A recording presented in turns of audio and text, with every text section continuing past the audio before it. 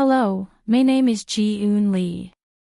Today's topic is the usefulness and considerations of using MRI to monitor the therapeutic effects of septic arthritis.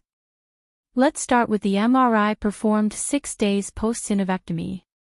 In this image, we can observe several key findings. Periarticular soft tissue edema. Heterogeneous joint effusion containing debris. Bone marrow edema-like signal intensity.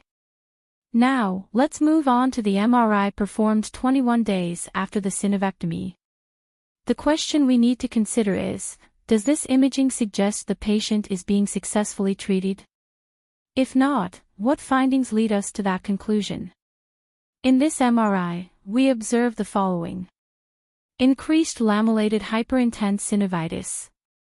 Increased size and extent of bone marrow edema-like signal intensity.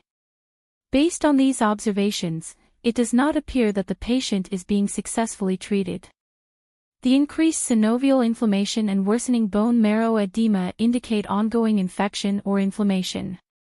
To summarize, let's discuss some critical points regarding the monitoring of therapy for septic arthritis. Joint effusions and abscesses. The size of these fluid collections is crucial for monitoring therapy effectiveness. A significant decrease in these sizes is typically associated with successful treatment. Persistent findings, synovial thickening and enhancement, periarticular myositis/cellulitis,